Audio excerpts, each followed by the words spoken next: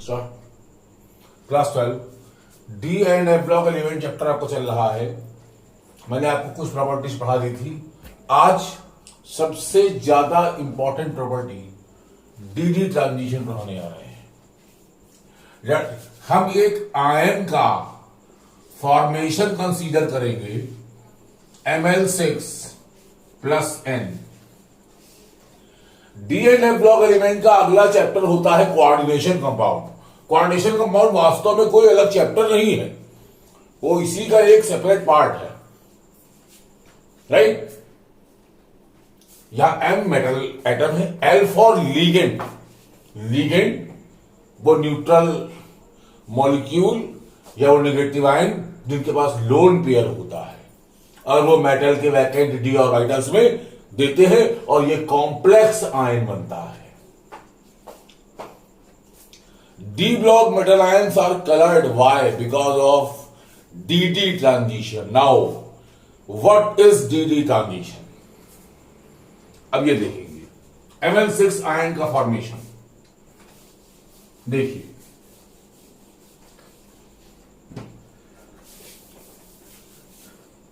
यहां पर M है, M L L ये x axis, L L L L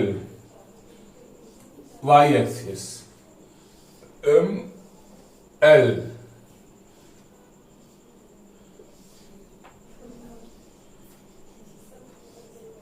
z axis. देखिए मेटल एटम बीच में है, ये रही एक्स एक्सिस, ये रही वाई एक्सिस और ये रही जेड एक्सिस। जेड एक्सिस आपको क्लियरली दिखाई दे रहा होगा कि 3 एक्सिस होती हैं प्लेन में, स्पेस में, x axis, y axis, z axis, right.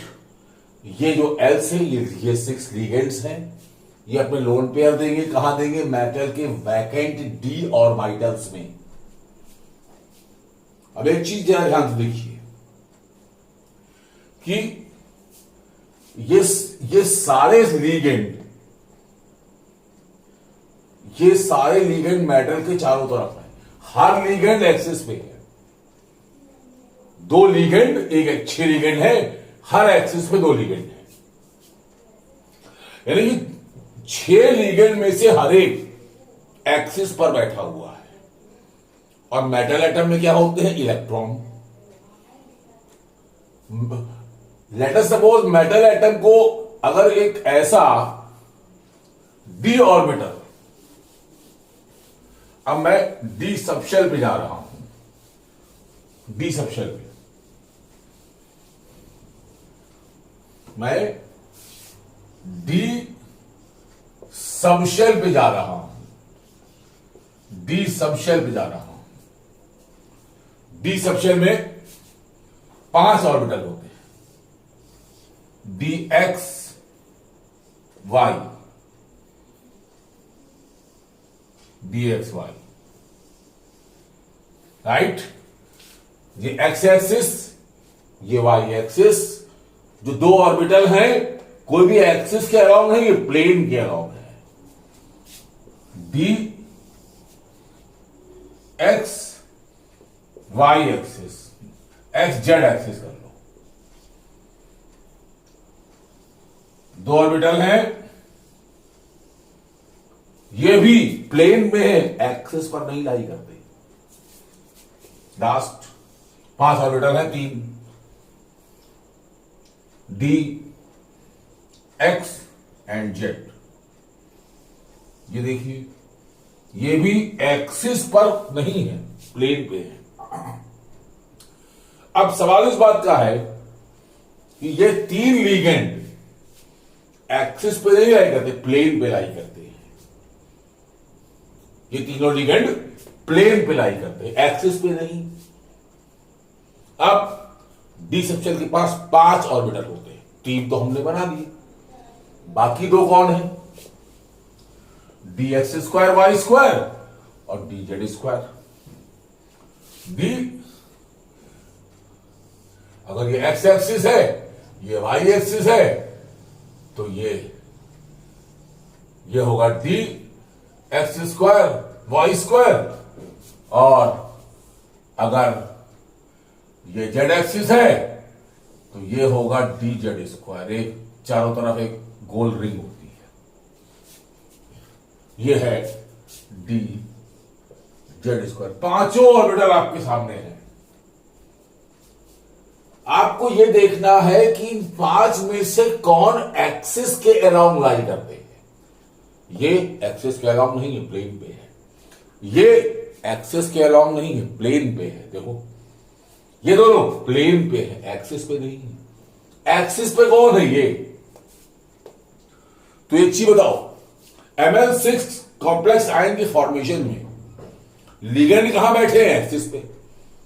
और इन ऑर्बिटल्स में अगर इलेक्ट्रॉन हो तो इलेक्ट्रॉन के सामने पड़ रहे हैं लिगेंड, तो किस ऑर्बिटल्स के इलेक्ट्रॉन लिगेंड का आमना सामना करेंगे? डेफिनेटली उसके जिसके ऑर्बिटल भी एक्सिस पर हो और लिगेंड तो एक्सिस पे है ही। तो ऐसे तो केवल दो हैं जो एक्सिस पर है और एक्सिस पर लिगेंड भी है, यानी इनके इलेक्ट्रॉन लिगेंड का आमना सामना करेंगे। इन तीन के इलेक्ट्रॉन आमना सामना नहीं करेंगे, इनके इलेक्ट्रॉन नियर बाई बढ़ेंगे। लिगेंड इनके नियर बाई है लेकिन आमने सामने नहीं है, तो लिगेंड तो यहां है, ये यहां है। लिगेंड यहां है, ये यहां है। लिगेंड यहां है, ये यहां है। राइट? तो अब इलेक्ट्रॉन पर नेगेटिव चार्ज है और लिगेंड पर नेगेटिव चार्ज है, फोर्स ऑफ रिपल्शन लगेगा। फोर्स ऑफ रिपल्शन हमेशा एनर्जी को बढ़ाता है। डी सेप्शन से 5 ऑर्बिटल थे, पांचों की एनर्जी बराबर थी। अब क्या हुआ? एनर्जी पांचों की बढ़ी लेकिन दो ने फोर्स ऑफ रिपल्शन ज्यादा फील किया, तो इनकी एनर्जी ज्यादा बढ़ी और इनकी कम बढ़ी। तो एक ऐसी सिचुएशन आई कि डी सेप्शन के दो पार्ट हो गए, डबलेट इन ट्रिपलेट। इन दो ने मिलाया, इन दो ने बनाया डबलेट, इन तीन ने बनाया ट्रिपलेट। राइट? अब देखिए, ध्यान देने वाली बात है, एनर्जी पांचों की बढ़ी लेकिन जितनी ज्यादा इनकी बढ़ी उतनी इनकी नहीं बढ़ी। तो जब ऑर्बिटल्स की एनर्जी बराबर नहीं रही तो डी सेक्शन भी टुकड़ा टूट गया। एक 2 का टुकड़ा था, एक 3 का टुकड़ा था। अब मैं एक्चुअल केस पे आ रहा हूं।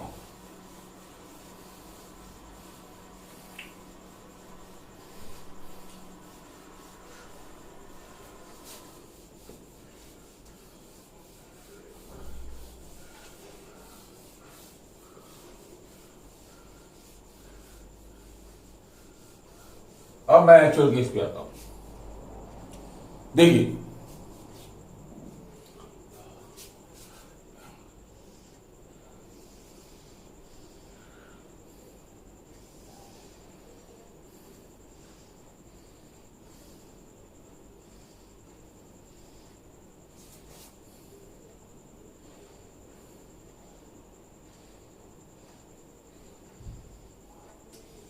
एक हाइपोथेटिकल केस बनाने जा रहा हूं।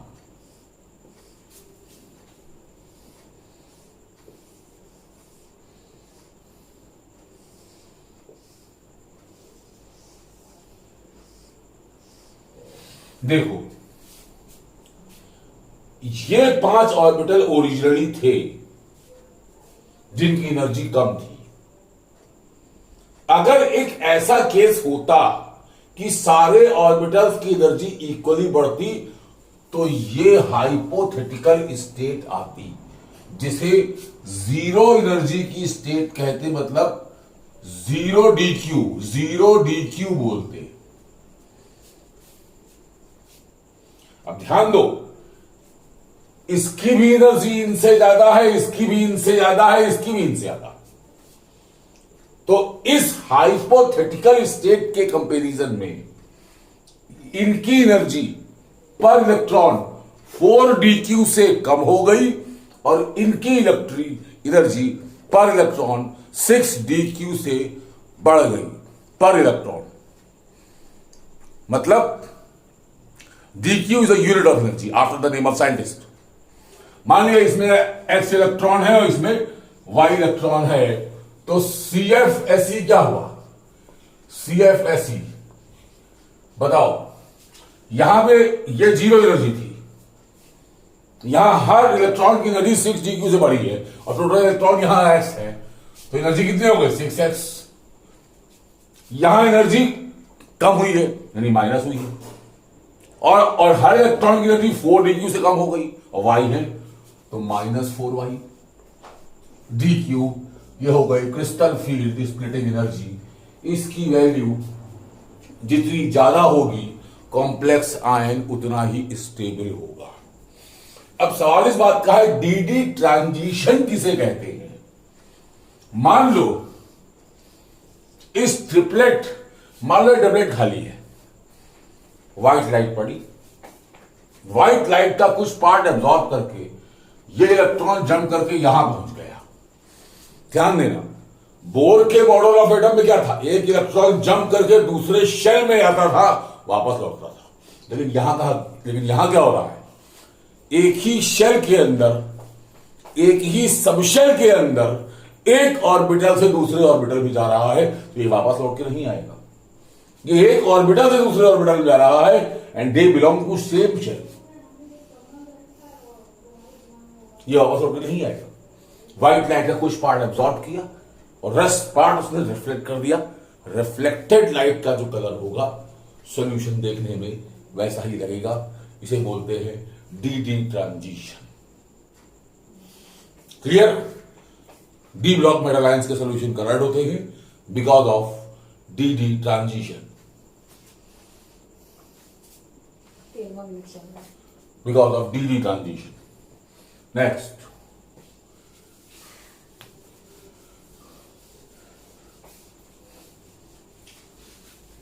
डी ब्लॉक एलिमेंट्स बहुत अच्छे कैटालिस्ट का रोल प्ले करते हैं। कैटालिस्ट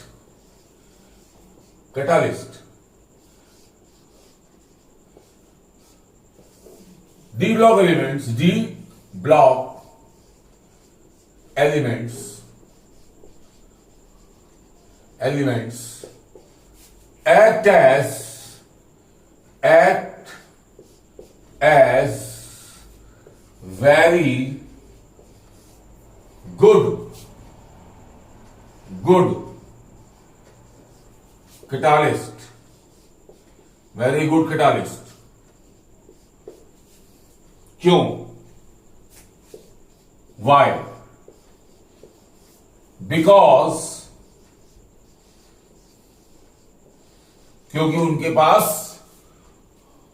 क्योंकि देखो, कैटलिस्ट कौन है? जो रिएक्टेंट के साथ रिएक्ट करके इंटरमीडिएट कंपाउंड फॉर्म करे। D block elements variable oxidation state दिखाते हैं। ऑक्सीडेशन स्टेट की वैरायटी मिल जाएगी यहां। यही कारण है ये इंटरमीडिएट कंपाउंड बहुत जल्दी फॉर्म करते हैं। Reason, because they show variable oxidation states. और वेरिएबल ऑक्सीडेशन स्टेट शो करने से क्या हुआ? वो बहुत जल्दी इंटरमीडिएट कंपाउंड फॉर्म करते हैं। That is why they act as very good catalyst, right? D block element बहुत ज्यादा एलॉय फॉर्मेशन में बहुत आगे होते हैं। एलॉय फॉर्मेशन, एलॉय क्या होता है पहले ये होता है।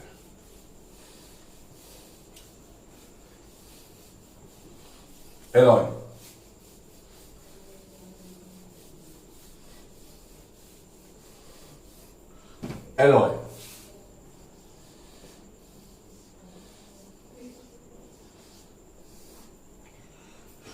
बताइए मिक्सचर और सॉल्यूशन में क्या डिफरेंस होता है?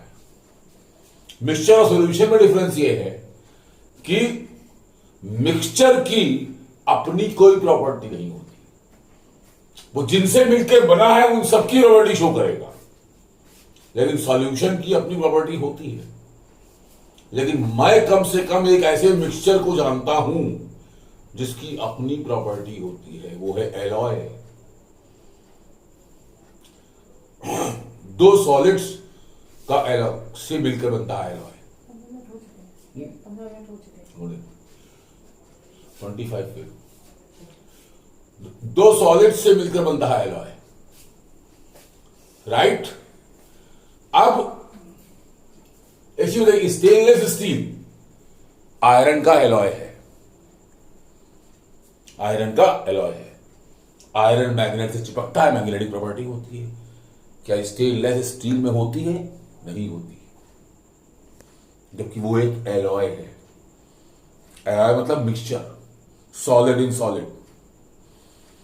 जब दो मेटल्स को मेल्ट करके मिला दे तो बनता है एलॉय। लेकिन क्या किन्हीं भी दो मेटल को मेल्ट करके मिला देने से एलॉय बन जाएगा? Answer is no.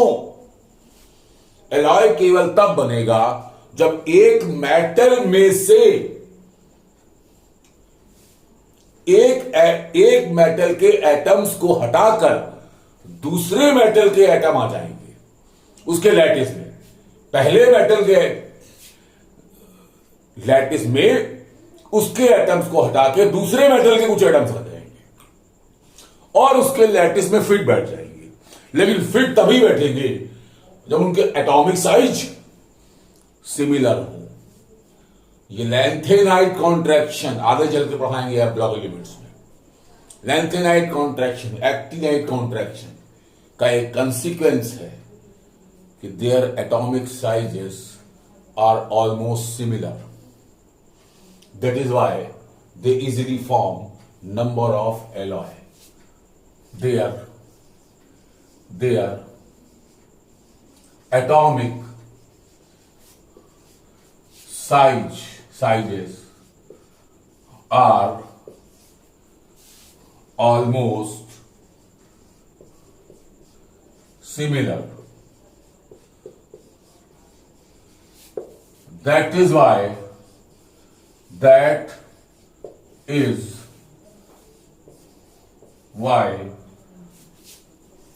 they easily form alloys, right? They easily form alloys. D block element, एक चीज बताइए, दुनिया का हार्डेस्ट सब्सटेंस कौन है? कुछ लोगों के दिमाग में आएगा डायमंड। डायमंड हार्डेस्ट मेटल है। फिर मेटल्स में होता है टंगस्टन। टंगस्टन हार्डेस्ट मेटल है। हमने पूछा है हार्डेस्ट सब्सटेंस, तो हार्डेस्ट सब्सटेंस होता है बोरॉन कार्बाइड। B4C फॉर्मूला है बोरॉन कार्बाइड, वो हार्डेस्ट सब्सटेंस है, राइट। अब इंटरस्टिशियल कंपाउंड्स, पहली बात, इस इंटरस्टिशियल वर्ड के मीनिंग क्या है? डी ब्लॉक एलिमेंट्स बहुत ज्यादा इंटरस्टिशियल कंपाउंड फॉर्म करते हैं क्योंकि उनके पास उनके लैटिस में इंटरस्टिशियल साइट होती है। देखिए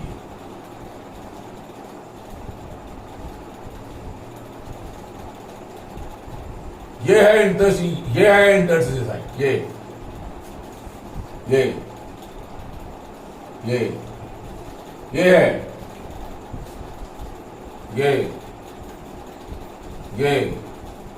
है, ये है।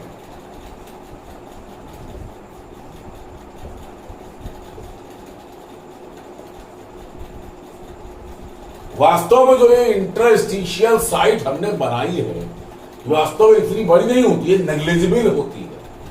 ये आपको समझाने के लिए इतनी बड़ी नहीं बनाई है। यहां पर छोटे एटम्स ही आकर फिट हो जाते हैं। छोटे एटम में कौन है? हाइड्रोजन है, कार्बन है, बोरॉन है। तो छोटे एटम या हाइड्रोजन के एटम जब डी ब्लॉक मेटल को हाइड्रोजन की वेपर में हीट करते हैं तो हाइड्रोजन के एटम आ जाते हैं और इंटरस्टिशियल हाइड्राइड बनते हैं। जब कार्बन की वेपर में हीट करते हैं तो इंटरस्टिशियल कार्बाइड बनते हैं। बोरॉन की वेपर में हीट करते हैं इंटरस्टिशियल बोराइड बनते हैं। और बोरॉन कार्बाइड उन्हीं में से एक है, इंटरस्टिशियल कार्बाइड है। Hardest ever known substance so far, दुनिया की सबसे हार्डेस्ट जगह इसको खोदने में लगती है वो है ऑयल वेल। ऑयल वेल को, तेल के कुओं ड्रिल करने में यूज होता है boron carbide, hardest ever known substance so far. उसके बाद magnetic properties. Magnetic properties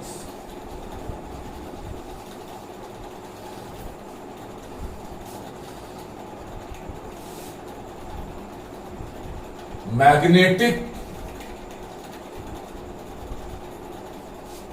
properties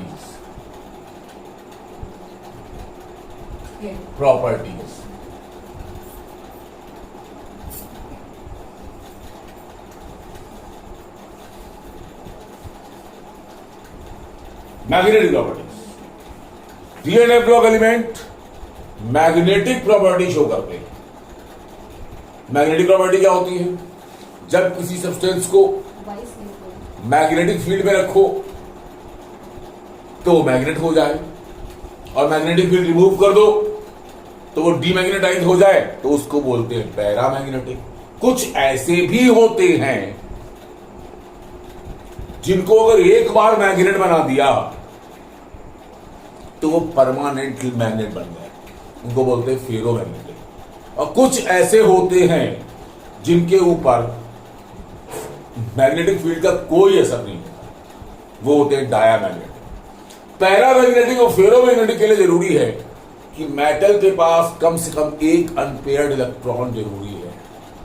अगर वो होगा तभी पैरामैग्नेटिज्म या फेरोमैग्नेटिज्म को शो करेगी। बच्चों, क्लास 11 में आपको पढ़ाया गया होगा periodic table chapter.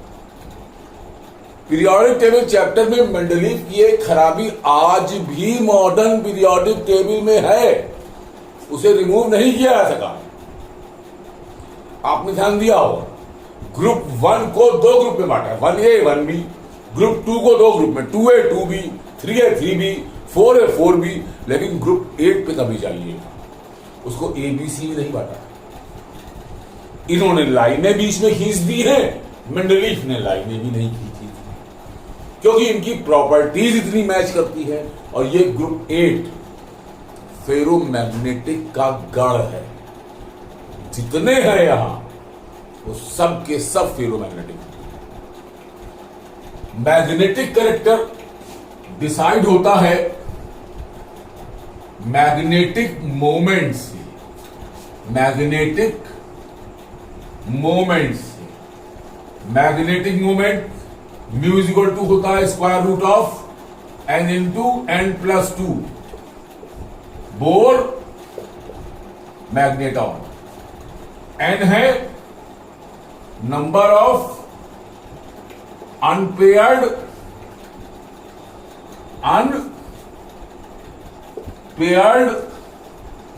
Electron. Unpaired electron जितने ज्यादा होंगे सब्सटेंस में मैग्नेटिक कैरेक्टर उतना ही ज्यादा होगा। Is it clear? ओवर।